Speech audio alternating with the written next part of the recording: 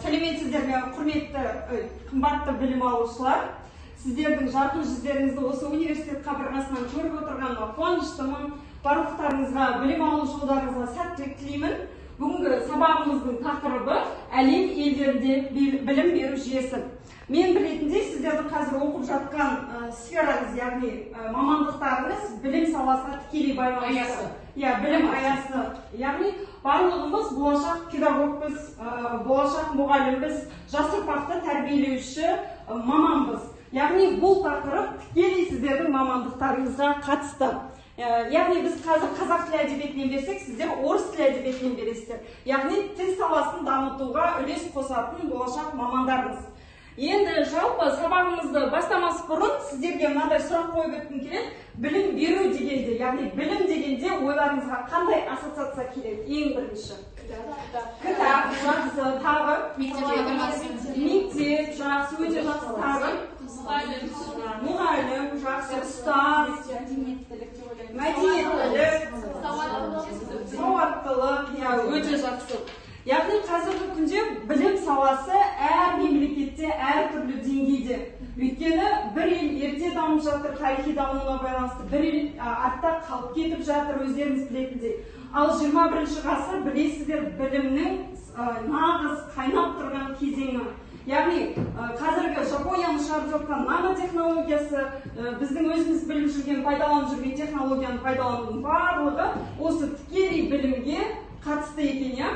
Яғни қазірде сауатсыздықты жою мақсатында әр мемлекетте түрлі күрестер жүріп жатыр. Өздеріңіз білесіздер, біздің елімізде де, яғни сауатсыздықты жою мақсатында жалпы мектеп жасынан бастап, тіпті сіз үлкен жаста болсаңыз да университет қабырғасында білім ала аласыз, әрі тегін білім ала аласыз. Бұның барлығы елімізді өркендету үшін, дамыған мемлекеттерді қатарына қосу үшін осындай бір мақсатқа жүйеленген болатын.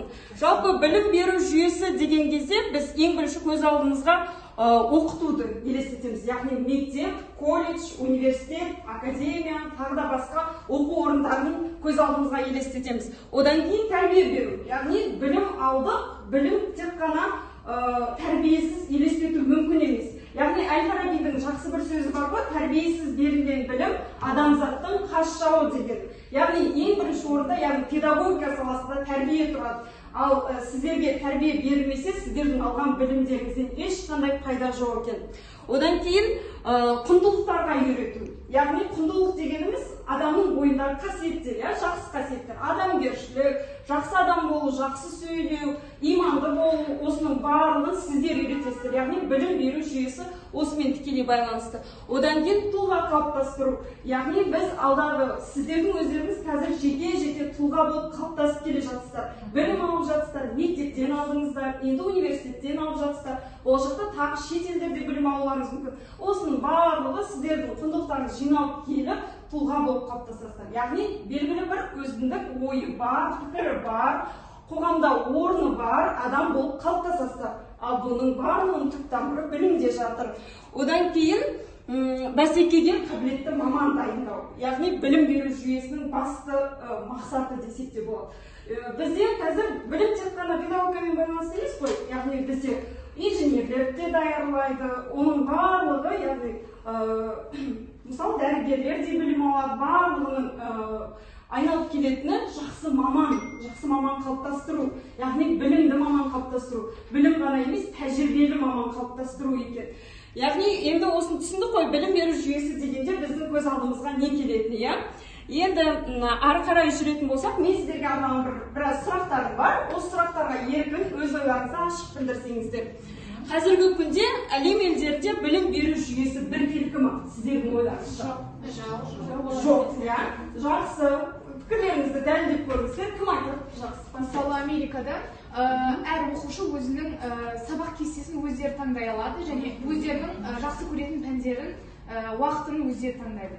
Жақсы, ерекшелігі, ақштың ерекшелігі. Жақсы, мысалға айтып жатыр ғой, Америкада еркін сабақ өтеді, еркін түрде. Ал Жапонияда мысалға қатал түрде, міндетті түрде форма болу керек, міндетті түрде партада отырып оқушы деген өз міндетін біліп оқу керек.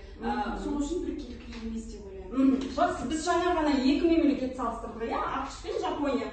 Басқа да мемлекеттер бар, мысалы Европада білім жақсы дамыған, бірақ Европаның білімі мен Шығыс Азияның білімін салыстыруға келмейді, ал Америка мүлдем бөлек әңгіме. Ол жақта мүлдем еркіндік, білім беру саласы болсын, басқа сала болсын, барлығында еркіндік бар. Біздің елімізде қалай?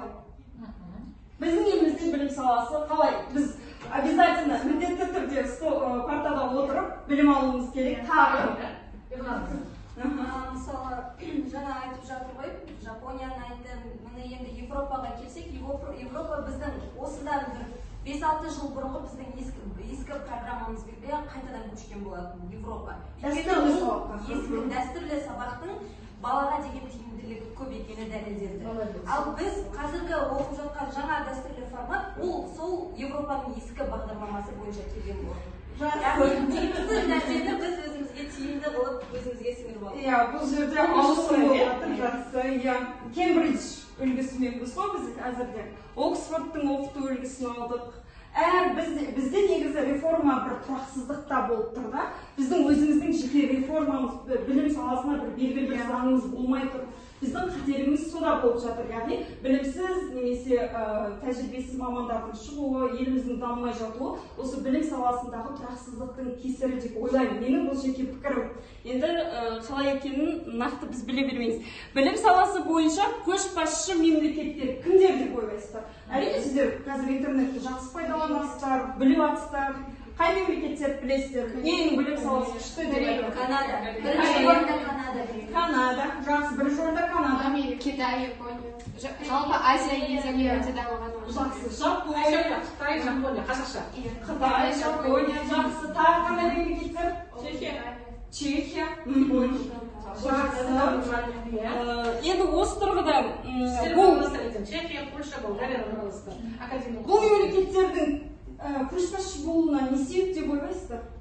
Неге олар біз көшбасшы дейміз білім салаларын? Оқу тәсілін дұрыс, олар оқу тәсілін дұрыс пайдаланып, дұрыс тауып, әрбір оқушыға өздер жеке индивидуальный подход. Жеке әдіс тәсіл қолданып жатыр, жақсы, өте жақсы. Және оларда сыныпта мысалы көп оқушы отырмайды. 5-6 алма сондай оқушы отырады. Соларға әрқайсысына уақыт жеткілікті болады. Топтық, жақсы. Білім беру саласын жақсарту үшін қандай тиімді әдістер ұсынатын едіңіздер? Ұсыныстарыңыз бар ма сіздердің?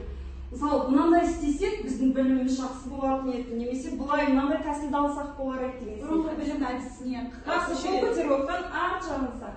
Мысалы, қазір 1-4 сыныпта аралығында балалар 3 тілде де оқиды. Бұл балалар үшін өте қиын деп ойлаймын. Себебі бірінші олар өз тілін оқып алу керек, содан кейін басқа тілдерге көшу керек. Ал бірақ қазір ол 3 тілді араластырып тастаған, сол себепті балаларға бұл қиын.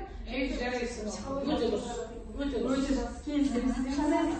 айтып кеткенде қосыла кетсем, мысалы Қытайда ағылшын тілін 11-ші сыныпқа дейін оқымайды екен, тек қана 11-ші сыныпта ғана оқи бастайды екен. Мысалы, оған дейін өзің Қытай тілін оқып, басқа да Қытай әдебиетін, Қытай тарихын кейін ғана оқиды. Және де біздің біліміміз жақсы болсын десек, бұрынғы системаға, бұрынғы әдістемеге, жүйеге көшкен дұрыс деп ойлаймын. Өйткені диктант жазуды қойдық, мысалға, контрольный работа дейді ғой, суал жұмыстарын жазуды қойдық. Сол үшін балдар шамалы не істеп қалды, наоборот, расслабились.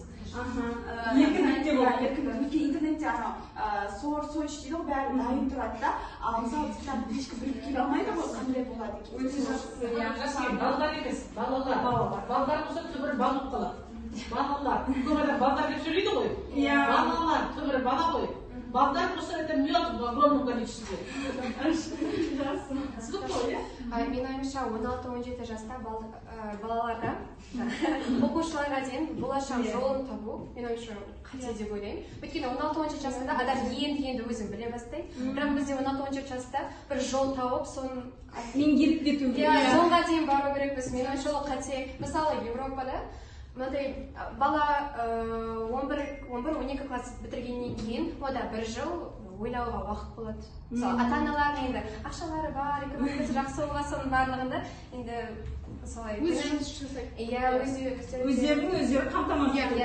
Яғни сіздің ойыңыз бойынша біздегі қазір ұбт тапсырады, ұбт-дан кейін бітті мамандық таңда. Иә, соңына дейін. Арасында бірақ перемен, яғни бір белгілі бір уақыт аралығын беру керек, адам өзі мамандықты таңдау керек, әр сферада өзін көру керек, сынап көру керек, жұмыс істеп көру керек, одан кейін барып өзіне ұнайтын саланы таңдау керек.